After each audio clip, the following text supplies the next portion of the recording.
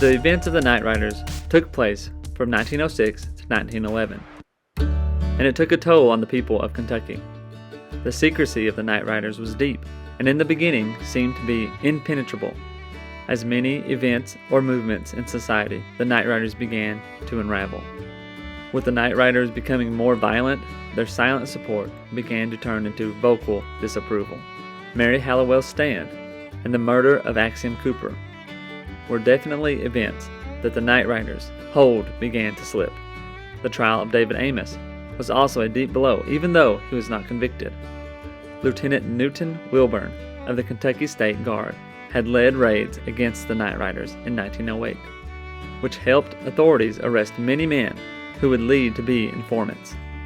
His actions were a heavy blow to the Night Riders organization. By 1910, the Night Riders were coming to an end. David Amos's trial had been pushed back to 1911. The witnesses against the Night Riders were protected by Lieutenant Colonel Bassett and his men. After his trial, David Amos was acquitted, but he left the state and died in 1915.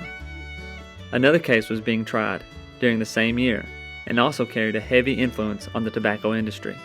The Supreme Court ruled in the United States versus American Tobacco Company that the ATC was a monopoly and violated the Sherman Antitrust Act of 1890. The ATC was forced to dismantle. We close this series with a poem about the Night Riders, written by an anonymous author. The Old Knotty Oak.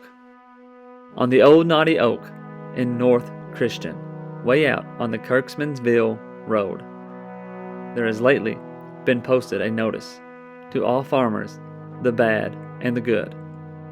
It's just a gilt-edged invitation, placed there by a Night Rider brave. Better join the association. If you plant beds in barns, you would save. It was stylishly dressed up in canvas and written by a typewriter's hand. It was worded in terms so expressive that anyone might understand. The farmers were warned to come over, that they were in danger outside. All tobacco must be in the Union, and the signature this, men who ride. Now Old Knotty has long been a landmark, not noted for beauty, 'tis true, but a steady and silent old fellow, and of secrets he's heard quite a few. Wily words on the smooth politician, merry laughter of children at play, whispering wooing of lovers by moonlight, all of these he has heard in his day. The patient ox, the tried horses in summer, how they long for his shade by the road. To him he's the feed ground the noon hour, and rest from the weary road.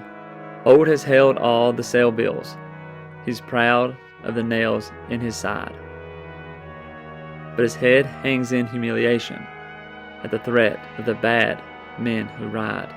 However, he's keeping the secret, but of course he would know just at sight the face of the man who disgraced him by posting a threat in the night. The people who live near Old Knotty and quietly working their farms, though they've nothing to lose by marauders, no plant beds, tobacco, or barns. They are not opposed to the Union, its findings they would not revoke, but they like a polite invitation instead of a threat to the oak.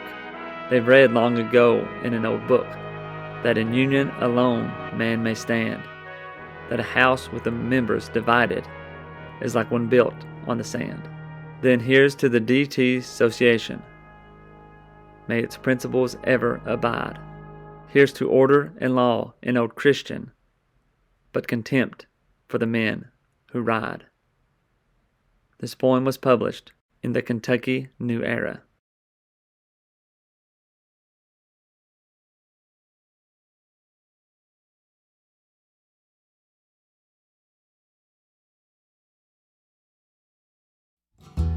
Don't forget to try out audibletrial.com/KYHistoryPod to get a free book of your choosing. If you'd like to support the channel, check out our Patreon page at patreon.com/KYHistoryPod. Like, subscribe, and hit the notification button for more Kentucky history content. Find us on these social media platforms and check out the Kentucky History Podcast on these podcast platforms for more in-depth history of Kentucky. Thanks for watching, and we'll see you next time.